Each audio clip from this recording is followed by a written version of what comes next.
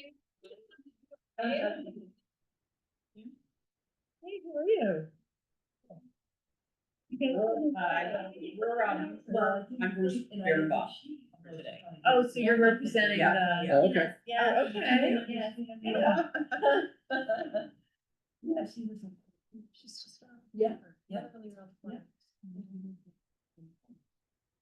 Oh, Larry's. Mary's up there. Good. Hi, Larry.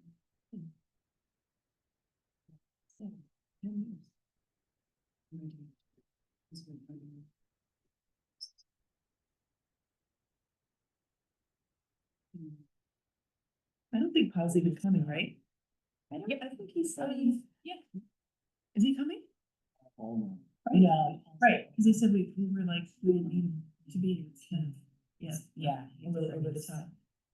Right, at a baseball game, so. Okay, and there's. No new. Yeah, this is easy, this is easy, okay. It's a good thing, you know, Chris has an easy one. Yeah, this is easy. I'll take this any day. Maybe I'm the lucky one. Maybe like every time I hold a meeting, it's gonna be light. So, There you go. Yeah, I got lucky a couple. Yeah, you Yeah. did, I know. Yeah, you have the shortest. We like broke. the Yeah, record. yeah. I know, Well, your record. Yeah. All right. okay. Calling this meeting to order for Inland Wetlands, Wednesday, June 25th, 2025. I will see regular members Jolene, Jennifer, Larry, Christine, and myself. Consideration of the minutes. Did anybody have any questions about the regular meeting minutes from June 11th, 2025? So she's an alternate, but you're gonna see her for Bob? Yeah. Sorry, I'm just making this short. Yeah. No, all minutes are good. Motion to approve the June 11th regular meeting minutes. Second. All in favor? Aye. So, okay. Moving on to pending applications.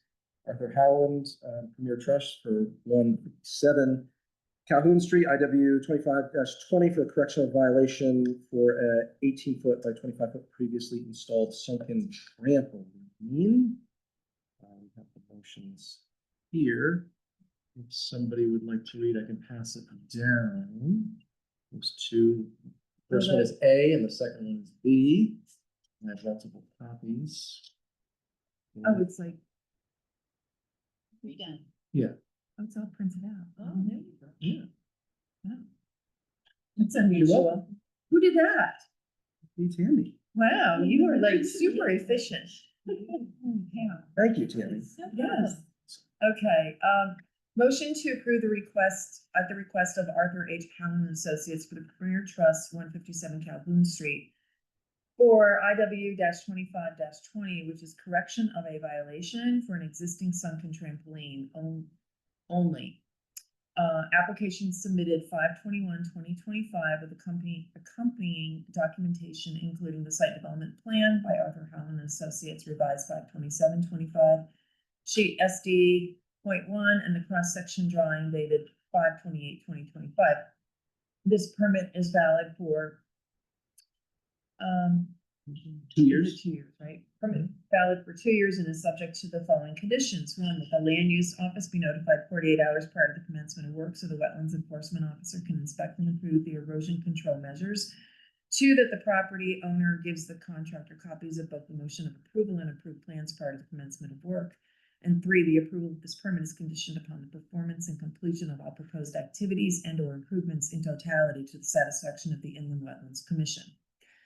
4, there shall not be any modification of any kind of the plans and or scope sequence of the proposed activities and or improvements shown on the approved plans without prior approval of the Inland Wetlands Commission or its designee.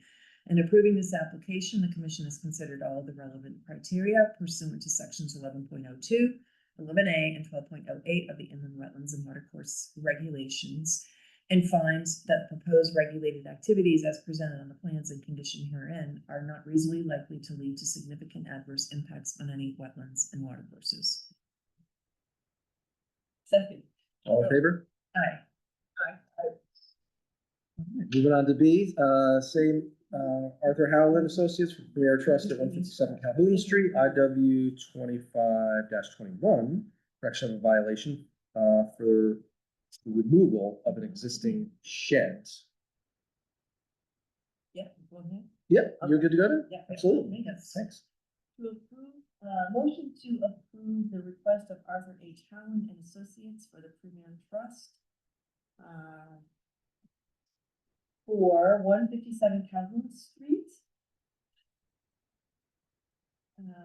Application IW 25-21 for the correction of a violation for the removal of an existing shed only. In the application submitted 5/21/25 with the accompanying documentation, including site development plan by Arthur H. Howland and Associates, revised 5/27/2025, sheet SD.1. This permit is valid for 2 years and is subject to the following conditions. One, that the land use office be notified 48 hours prior to the commencement of work so that the wetlands enforcement officer can inspect and improve the erosion control measures. Two, that the property owner gives the contractor copies of both the motion of approval and approved plans prior to the commencement of work. And three, the approval of this permit is conditioned upon the performance and completion of all proposed activities and or improvements in totality to the satisfaction of the Inland Wetlands Commission. 4, there shall not be any modification of any kind to the plans and or scope, sequence of the proposed activities and or improvements shown on the approved plans without prior approval of the Inland Wetlands Commission or its designee. In approving this application, the commission has considered all of the relevant criteria pursuant to sections 11.02, 11A, and 12.08 of the Inland Wetlands and Watercourse Regulations, and finds that the proposed regulated activities as presented on the plans and conditions herein are not reasonably likely to lead to significant adverse impacts on any wetlands and watercourses. Second. All in favor? All right, moving on to the mountain of new applications we have. Do we have any? No? Okay. And moving on to other business for our guests. Fishing. I don't have fish. I was already in the wetlands last week and it's been a very long time. We have guests from the Protect Lake Warmug Association. Yeah. So I know most of you, but for those I don't, I'm Kirsten Feldman. I live at 87 Whittlesey Road. And we also have a tiny cottage that we've had for 25 years on the lake at 123 West Shore Road. And I'm Kelly Williams, and I used to live in Washington until 2019. We were here for 30 years, raised our kids. On weekends and the summers, and now we're on Lake Warmug, and I'm at 149 North Shore Road in Warmug. So I got involved in this group because I'm an environmentalist and I'm a rower. And so this kind of both my worlds met in this. So I've been on the board of Steep Rock for a very long time. I was the chair of Steep Rock for 6 years, and I've been on the board of Environmental Defense Fund for 25 years. So this has been a major part of my life, but I'm also the head of USA Rowing. So in addition to being a rower, I'm the head of rowing in the whole United States. So I sort of see both the environmental impact of what's going to happen on the lake, plus the impact to people who recreate non-wakeboard recreation. So what I wanted to do today was really walk you through the environmental impact in particular. And so I've given the slides are kind of small for you, but I do want to observe patience. So. So we recently met last week we met with the Plant Conservation Commission. We met with the Warren Inland Wetlands. We're in conversations with the Washington Conservation Commission, but we really want to educate people or discuss the environmental conservation issues on lake boat surfing, because it's obviously going to come up for a town vote. Just a second of what wake surfing is. The boats themselves are very big and powerful motorboats with ballast tanks, say 10 to 15 people in a boat. So they're not super long, but they're like tanks. They're really, really wide. They weigh up to 6,000 pounds, and they cost from $300,000 to $500,000. So the boat manufacturers and boat owners are very vested in being able to do the activity. the engines are between 300 and 500 horsepower. So when it's in wake surf mode, the way it works is they have these tanks at the back. The tanks fill up with water. That pushes the stern low, and they go sort of slow, and the bow goes up, and that's what creates the 4-foot wave. The safety issue comes because when the stern is low and the bow is high, your visibility over the bow of the boat, you know, if somebody's in a low shell or a kayak or a paddleboard or swimming, you know, your visibility is a lot less. This artificial wave is about 4 feet high, which is probably twice the height of a water ski boat. But it's more importantly, it's got 4 times the energy. The wave has 4 times the energy of a water ski boat. And the second aspect is the propellers. These 400, 500 horsepower engines set the propellers go straight down, and that stirs up everything down to, I think, at least 26 feet below. So those are the 2 things. And then what happens is you can surf on this wave without having a rope and holding onto the boat. So you see a picture of what it looks like when they do it. So I'm going to skip past the safety for this thing. So the 2 main environmental issues are the impact on shoreline. So these bigger waves splash against the shore, causing artificial erosion, more erosion, plus phosphorus runoff from the shore. But for those of us, you're sitting on your dock. It's literally like a tsunami, kind of coming at you. Everything is going up and down. And the impact for me, this thing's been going on for 2 years, and I really didn't stay into it. But once I learned about the impact on the bottom of the lake, which is really what got me going. Once you know about that, then it's hard to kind of think about anything else. So when everything gets stirred up below, the phosphorus and other nutrients that are sort of settled at the bottom, turn up. And that it affects the water clarity, but it also, this phosphorus creates nutrients for algae blooms, on the top. So we think that, correct me and interrupt me anytime you want to. Yeah. So it's the clarity and it's the pollution. But those of us who've been around a long time, I've been in Washington for 30 years, we remember what the lake looked like before and all the things that went to make the lake be what it is, like what it is now. So the science is settled, and it's not really disputed. The 3 towns hired an environmental group called Terra Vigilis, and Kelly can give you an executive summary, to come in, and I've seen kind of pictures of what they did. They had drones, they had underwater cameras, they did a very thorough study of the lake, and they were the ones that kind of made people aware of everything that was going on. But the way they said that for a wake boat, surf boat, wave will have the same impact as a regular water ski boat. The wake boat needs to be 500 feet off the shore, and that's the same as like 100 feet. So you need like a really huge lake to really make them feasibly operable. Yeah. Doing this now? Yes. Yes. Okay, I haven't seen it happening, so they are. Yes. No. The lake survey, wait, yes. We actually think there are 40, at least 40 of these boats on the lake. 40 now? At least 40. There were And- a couple small ones. Gosh, it had to be like 15, when they first started, but they Yeah. were smaller Yeah. and they weren't so disruptive. But And every 40 new is huge. every new boat now is a wake. Like Yeah. people don't really buy Every new all ski kind boat. now. Like you don't have to. So we're not suggesting people get rid of their boats. Or they just don't buy have to them. do the ballast. They don't have to do them in surf mode. And Right. Kelly has one herself. And there's like options. Okay, ski, tube, whatever, and surf is an option. So they can still use the boats, I Yeah. read, but. Yeah, and it doesn't have that weighted. It doesn't, it won't be Yeah. driving them. The 65 people, Terra Vigilis also did a survey of the townspeople, and asked them how they use the lake, and 65 of them, I think it was a couple hundred respondents, 65 people said they wake surf. So if you have 65 people doing wake surfing, say 8 times a summer, that's more than 500 passes.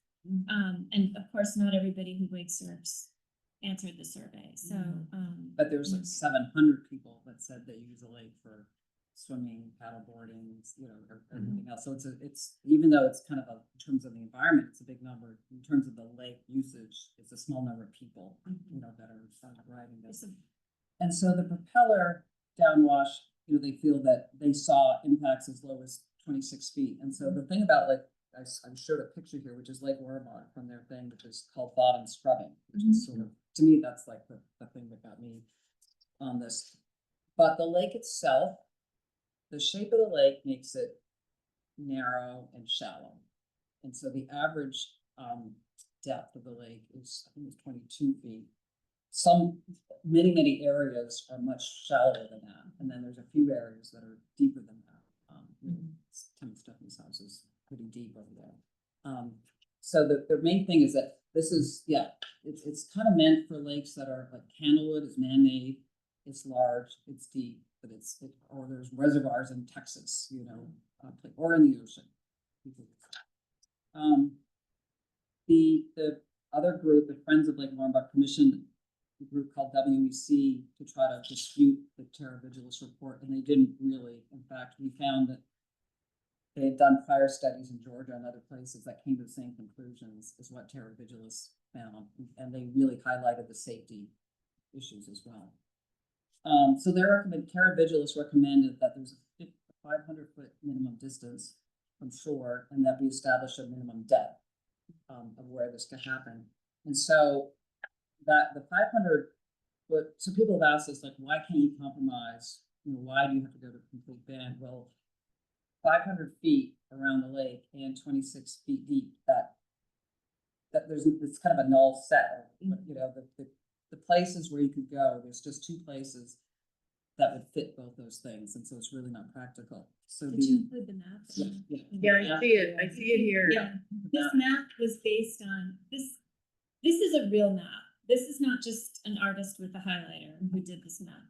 We got the CAD file of the most recent bathymetry of the lake bottom. We had a licensed engineer and surveyor take that map and then look at what the Terra Vigilis findings and recommendations. It was both findings and recommendations in their report.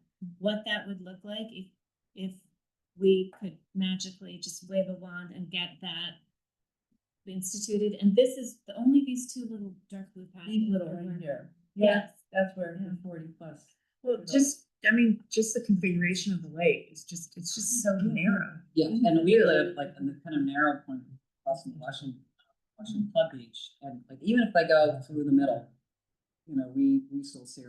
We still, we feel the wave impact. But it's really so what the other group is proposing is a 200-foot 200-foot buffer. In fact, the way they call it is like everything 200 foot is available for everybody else, and then the rest of the lake is available for these wake boat skiers. But if a wake boat is at 200 feet from the shore, like if they're that close, you can't really do anything because you're kind of in their wake basically. So you want to? Is there anything more you said about that? Compromise. I mean, no, it's I think at first glance, you hear, oh, why can't everybody, share the lake, and why can't we compromise? And we really thought about this, long and hard. Is there a way? But at this point, these guys have settled into 200 feet and 20 feet of water. First, there is zero technology for any police officer to give anyone a ticket for being in the wrong, too shallow, or that's not. There's no radar gun for that. That's not a thing. And to 200 feet, as Kirsten said, it doesn't address any of the environmental concerns or the safety concerns. It sounds good, but once you ask people, once people spend a couple more minutes and just hear a little bit more, I think then they understand. So that's why this, talking to, you're all very, you're influential, in the community, especially on issues related to the lake. And so we, really grateful that you're spending the time to look at this. And Kelly, maybe you can comment on the other bands around the country. Oh yeah, and we're absolutely not the only lake that has concerns. In Wisconsin, for example, there are more than 53 ordinances that ban wake surfing on more than 310 lakes. There's more coming every week. Vermont, their lakes are, they have many more lakes than we do in Connecticut, but their lakes, their natural lakes are a lot like our lake. And they passed a law, 500 feet, at least 20 feet of water, but you have to have at least 60 contiguous acres in order, you can only wake surf in at least 60 contiguous acres that are at least, I think it's 1,000 feet wide. That means that only the largest lakes in Vermont have, permit wake surfing at all. But of those lakes, 10 of those lakes have spent the last 2 years petitioning the Department of Environmental Protection for more protection. Even that little bit of wake surfing is not making those residents happy and not pacifying those communities. In Lake Tahoe, for example, is more than 120,000 acres, and it's about 1,200 feet deep in places. And they actually have, so obviously you can't ban wake surfing there. There are places where it's appropriate, right? It's a great big lake. It's very deep. But they have a 600-foot no wake zone on that lake to protect their paddlers, a lot of canoers, a lot of paddlers, a lot of swimmers, and that's more appropriate. Lake Anna in Virginia is debating this right now. That lake is more than 20 miles long. It has 2 dikes in the middle of it. One third of the lake, they're banning wake surfing on a portion of it. And they're considering, last I heard, a 900-foot buffer from shore. There's nowhere on Lake Warmug that you could wake surf if we instituted the existing rule in Vermont. And obviously with the, a 900-foot or 600-foot no wake zone, a 900-foot, once again, you'd end up with little patches. So where the process is the selectmen and all three, so the selectmen, the interlocal commission were the ones that brought in terror vigilance. And the Lake Warmug Authority voted 9-0 to enact the ban, and they helped prepare the ban. And then the 3 selectmen and the 3 towns have all voted to put the ordinance to the voters. As I said, the Kent Conservation Committee voted to support it. And so where we are now is the first vote is in Kent, and it's Friday night. This Friday, correct? This Friday Friday, night at 7 yeah. o'clock, and then Washington will be on the 17th of July. Which is a Thursday. Thursday? Okay. And we have to get through Washington, Kent, and so the pro wake surf group is throwing a huge amount of money at this. They've hired professional lobbyists and PR firms. They're doing robocalling to all the residents in Kent, dropping postcards. We've even heard that they're promised everybody free pizza if you vote against the ban on Friday night. So this is we're kind of a DIY scrappy little group. Don't do this ourselves, but We did not hire a fancy PR. Are you saying if that depend, like what happens in Kent will depend on whether we have a vote here? Yeah. Okay. It may, what? It So may, if they vote it for it, may, we won't even have a vote. I think it all ends This in is our Kent is first where word. it all begins, and Kent is really difficult because there's only 3 houses in Kent that are actually. Yeah. It's minimal. I Right. mean, and you have the town, the park, but nobody can wake, there's not a dock there. No, for there's not a boats to dock go out there, of the yeah, state so park. The only access they have is swimming at the state park, and a lot of Kent is a no wake zone anyway. Yeah. Around the state park, so we don't really know what's gonna happen in Kent. We're trying our best because we're talking about people who don't actually even, some people don't even know what the lake is, or, they're not related to the lake. Yeah. So the arguments that the other side is making is that, if they take away your wake boat, then they're gonna take away your fishing boat, and then they might, Ah, So we're here to just make sure that you're aware of all the issues, because this is what you do in this town. And if there's anything that you can do to help. There's a video out that I just, Mhm. yesterday. Did you see it on Instagram or Facebook? Probably. Yeah. Yeah. Yeah, we're, it's a, loving hands at home kind of, organization that we've, put together. We have paid for some things like postcards, we bought, like 120 yard signs, that are gone. There's like one in my truck, in my car, that I have to go give to somebody tonight, but, and we, Kirsten is printing these on her printer, but, we feel like, we have a lot of supporters. We're gonna, be working hard in Kent, and, it's, but I think once people spend a few minutes and they hear about the report, they hear about why it's, it is unfortunate that, people enjoy this sport. Obviously, it's great, but it's just not There's an here. appropriate place for it. Exactly. Yeah. Go to Candlewood, go to Hampton Bays, go to Lake Anna in Virginia. There's plenty of places to do it, but yeah, it's just. Go to the ocean. So we hope you get the vote in Washington. Yeah. But it's for us, because I live off the lake, but I talk to my friends, they don't often even know what wake surfing is, let alone, the issues. So we're gonna have to do a lot of, of education and things, to let people know what it is. Yeah, But if there's any way you can help us with that. right. we should. Yeah. I mean, the environmental impact of bringing, churning phosphates up from the bottom. I sincerely believe that, a lot of these people who bought these boats had no idea. They don't come with a sticker that says, by the way, your propeller's gonna dig up the lake bottom to, at least, they only tested to 26 feet. They were surprised that it went down that far.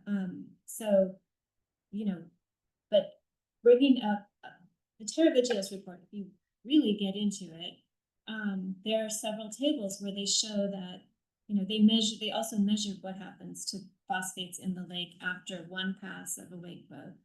It raises the phosphate significantly when the wave hits the shore. It raises the phosphate significantly when there's a pass over the bottom, in deeper water. And, these phosphates in the lake, they fuel, it's not just algae that maybe would feed a goldfish. They're called harmful algae blooms, HABs. A lot of our communities are struggling with controlling harmful algae blooms.